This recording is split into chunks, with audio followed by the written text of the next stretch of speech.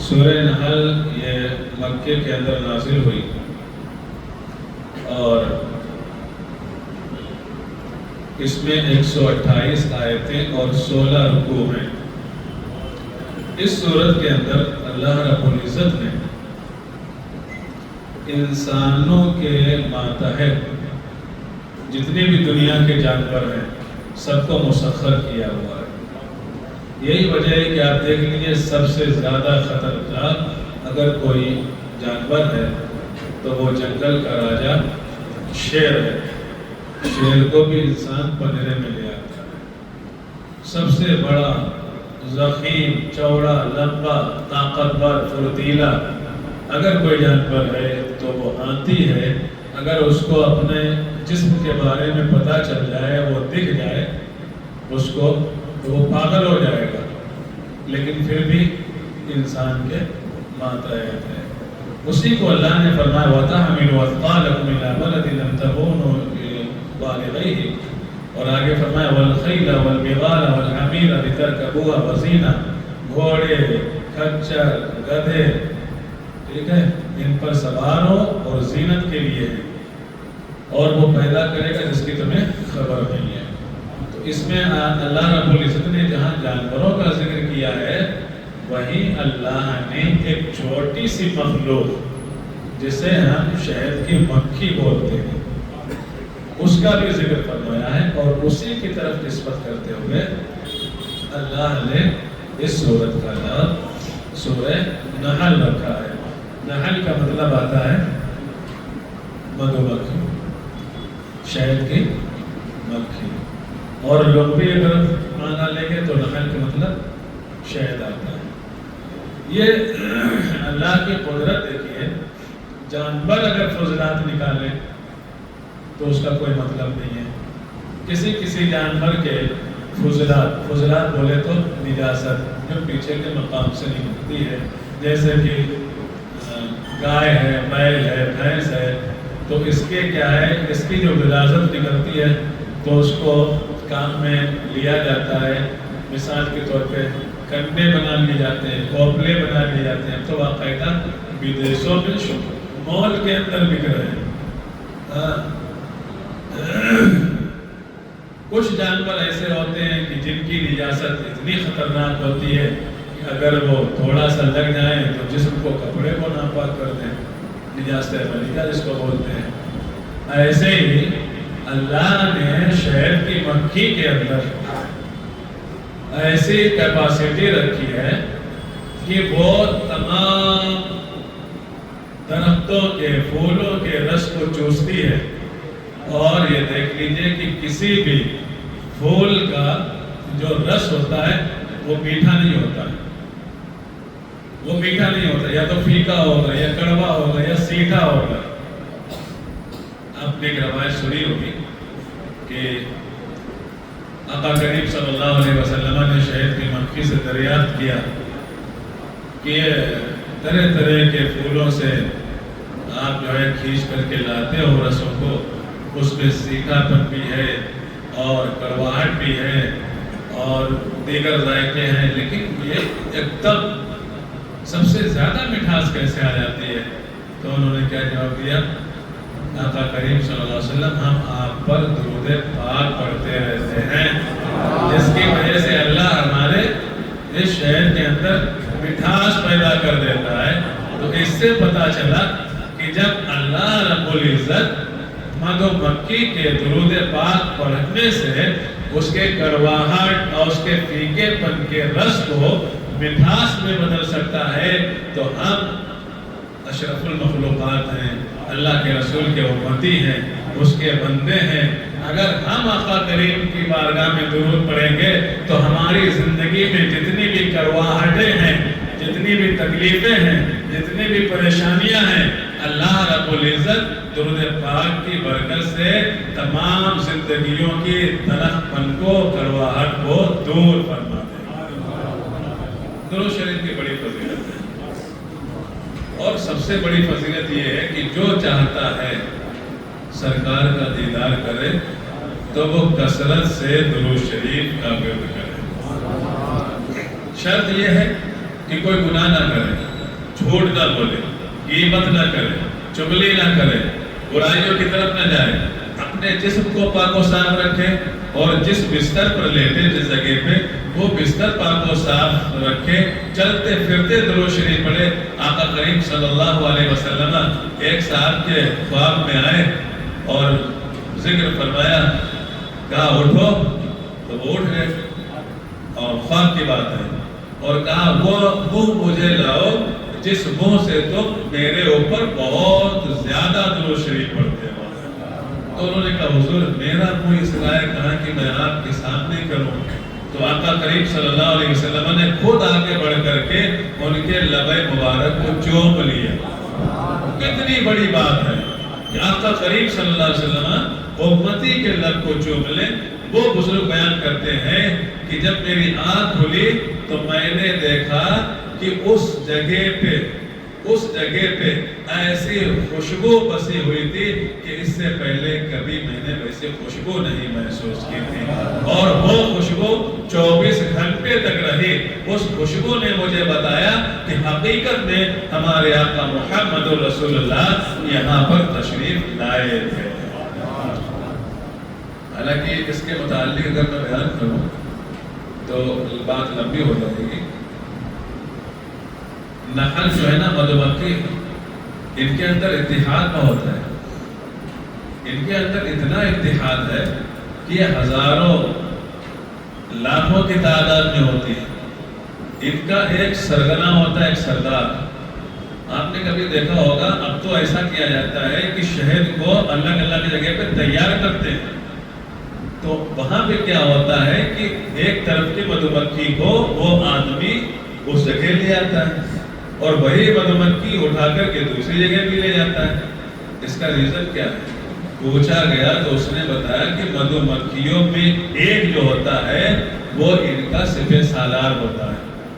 ہم اسی کو اٹھا کر کے اور ڈبے میں رکھ دیتے ہیں، اور اللہ نے اس سپہ سالار کے اندر اتنا جو ہے پاور رکھا ہے کہ جس طریقے سے موبائل نیٹ ورکنگ وغیرہ میں وائی فائی ہو تو اس کا احاطہ دور تک جاتا ہے، 10 ہاتھ یا 20 ہاتھ تک پکڑ لیتا، ایسے ہی اس سپہ سالار کے اندر اللہ نے کیپیسٹی رکھی ہے کہ وہ تقریباً 3 سے 8 میل دور تک اگر تمام مدھومکھی ہوں گی اور اس کا کنیکشن اس تک پہنچ جائے تو جہاں سپہ سالار ایک ہوگا وہ ساری کی ساری مدھومکھی وہیں پر جمع ہو جائے گی۔ تو اس طریقے سے اب دیکھیں کتنا اتحاد ہے کہ سارے کے سارے لوگ اسی قرآن کے اندر، اسی سورت کے اندر اللہ رب العزت نے بیان فرمایا ہے کہ یہ جو شہد ہے یہ مدھومکھی کا فضلہ ہے، پیچھے کے مقام سے نکلتا ہے۔ کہہ سکتے ہو کہ آپ جو ہے یہ غلاظت ہے، لیکن اس غلاظت کو نام دیا گیا شہد کا، اور اللہ نے فیہ شفاء للناس فرمایا۔ اللہ نے اس مدھومکھی کے اس فضلات کے اندر لوگوں کے لیے بیماریوں سے شفا بھی فرما دی ہے۔ اس کے علاوہ اللہ رب العزت نے اس کے اندر زمین و آسمان اور آخرت، نیکی، برائی، اور بالخصوص ان اللہ یأمر بالعدل والإحسان وإیتاء ذی القربى وینہی عن الفحشاء والمنکر۔ اللہ رب العزت نے برائیوں سے اور گناہوں سے بچنے کا حکم دیا، عدل اور مساوات اختیار کرنے کا حکم دیا۔ اسی طریقے سے اس صورت کے اندر اخیر میں آ کر کے اللہ رب العزت نے ہمیں درس دیا، ادعو الی سبیل ربک بالحکمۃ والموعظۃ الحسنہ۔ اے لوگوں، اپنے رب کی طرف حکمت اور سمجھ بوجھ کے ذریعے لوگوں کو بلاؤ۔ مثال کے طور پہ ہم اگر کسی کو دعوت و تبلیغ دیں تو یہ نہیں کہ ایک دم اس کے اوپر ہاتھ اٹھا دیں، ایک دم اس کے اوپر چلا چوٹ کر دیں، ایک دم اس کو برا بھلا کہنے لگے کیوں نہیں نماز پڑھتا ہے، یا ڈنڈا اٹھا کر کے اس کے اوپر بارش کرنے لگے نماز کیوں نہیں پڑھتا ہے۔ یہ طریقہ اللہ نے بیان نہیں فرمایا، بلکہ اللہ نے فرمایا ادعو الی سبیل ربک بالحکمۃ، اپنے رب کی راہ کی طرف بلاؤ پکی تدبیر اور اچھی نصیحت سے۔ پہلے آپ نصیحتیں کریں، نصیحتوں کے بعد میں اسے نماز کی اہمیت بتائیں، نماز کے اندر کیا فضیلتیں ہیں، کتنا بڑا ثواب ہے، کتنی بڑی برکتیں ہیں، کتنی فضیلتیں ہیں، کریں گے آپ تو کتنا فائدہ ملے گا۔ اور اگر آپ نماز چھوڑ دیں گے تو ایک نماز چھوڑنے کا بوال یہ ہے، چھوڑنا تو بہت دور کی بات، اگر کوئی شخص صرف اور صرف لیٹ سے نماز پڑھتا ہے، تاخیر سے نماز پڑھتا ہے، چھوڑتا نہیں ہے، نماز پڑھتا ہے، وقت کے اندر بھی پڑھتا ہے، لیکن مثال کے طور پہ 2 بجے جماعت ظہر کی ہے، وہ 2 بجے کا ٹائم نکال رہا ہے، 4 بجے تک ظہر کا ٹائم ہے، 3:30 پہ بھی 3 پہ بھی نہیں پڑھی، 3:30 پہ بھی نہیں پڑھی، 3:45 دیکھ رہا کہ ہاں 10 منٹ رہے گا، جلدی سے وضو بنایا اور بس نماز پڑھ لی۔ اللہ رب العزت نے قرآن کے اندر سورہ ماؤن کے اندر ارشاد فرمایا فَوَيْلٌ لِّلْمُصَلِّينَ الَّذِينَ هُمْ عَنْ صَلَاتِهِمْ سَاهُونَ۔ اس کا مطلب یہی ہے کہ جو تاخیر سے نماز پڑھتے ہیں، کوتاہی کرتے ہیں، ان کے لیے جہنم کی ویل وادی ہے، اس ویل وادی کے اندر وہ ڈال دیے جائیں گے۔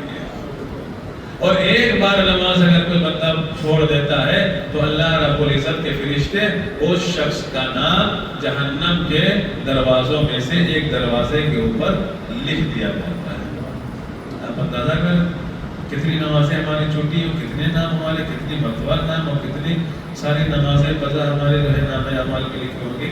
اس لیے جو ہے نمازیں پڑھنا چاہیے۔ اس کے بعد میں اللہ رب العزت نے سورہ بنی اسرائیل اور یہ 15واں پارہ آیا، اس کے اندر میں ایک بات آپ سے بیان کر دوں، اور وہ یہ ہے کہ اللہ رب العزت نے ارشاد فرمایا وَقَضَىٰ رَبُّكَ أَلَّا تَعْبُدُوا إِلَّا إِيَّاهُ، تمہارے رب نے حکم فرمایا کہ اس کے سوا کسی کو نہ پوجو، اور اللہ کے بعد اگر اللہ نے کسی کی اطاعت و فرما برداری کا حکم دیا تو حالانکہ نبی، صحابہ، ولی، ان کی اطاعت و فرما برداری ضروری ہے، واجب ہے، فرض ہے، لیکن اللہ نے دیکھیے آپ کہیں بھی پہلے پارے میں، دوسرے پارے میں وَإِذْ أَخَذْنَا مِيثَاقَ بَنِي إِسْرَائِيلَ لَا تَعْبُدُونَ إِلَّا اللَّهَ وَبِالْوَالِدَيْنِ إِحْسَانًا، اللہ نے فرمایا کہ میرے ساتھ شرک مت کرو، شریک مت کرو کسی کو، اور فوراً اپنے بات میں ذکر فرمایا کہ اپنے ماں باپ کی اطاعت و فرما برداری کرو۔ اس سے پتہ چلتا ہے کہ ماں باپ کی اطاعت و فرما برداری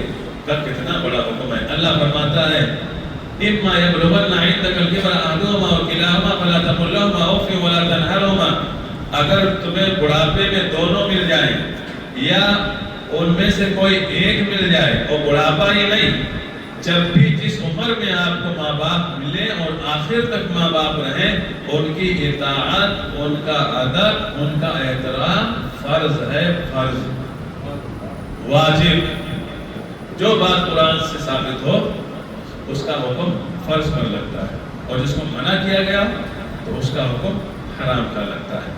اب یہاں پر مطلب یہ ہوا کہ ماں باپ کی اطاعت کرنا بچوں پر، اولاد پر فرض ہے، اور ان کی نافرمانی کرنا یہ حرام ہے، گناہ کبیرہ ہے، اور اس کو ہماری اولاد آج کی جنریشن مطلب لیتی ہی نہیں ہے دل سے بالکل۔ اللہ نے فرمایا فَلَا تَقُل لَّهُمَا أُفٍّ، ان سے اف بھی نہ کرو۔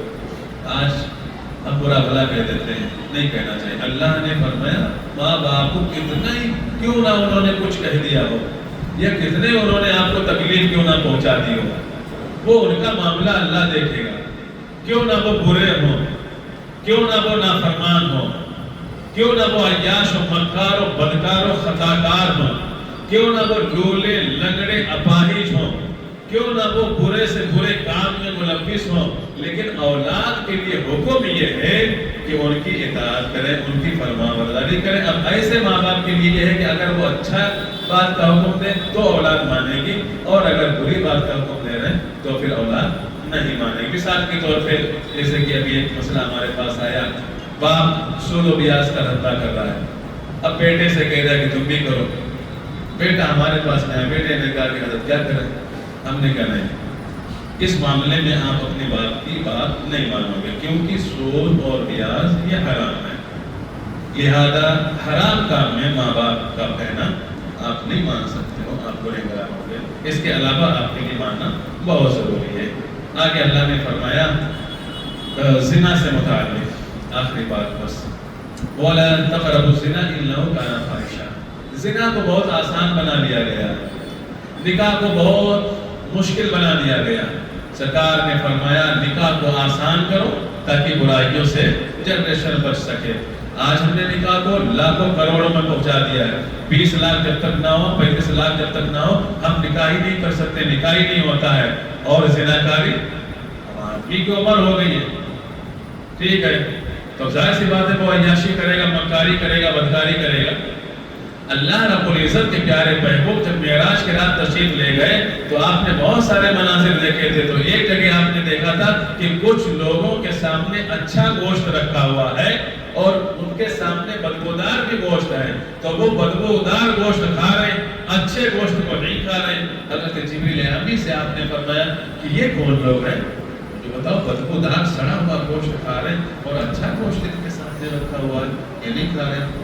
آقا کریم صلی اللہ علیہ وسلم کے فرمانے پر جبریل علیہ السلام نے جواب دیا کہ حضور یہ زانی لوگ ہیں، یہ زنا کرنے والے ہیں. ایسے ہی ایک اور روایت کے اندر آتا ہے کہ انہی کی شرمگاہ سے نکلا ہوا کھولتا ہوا پیپ اور خون دیا جائے گا پینے کے لیے.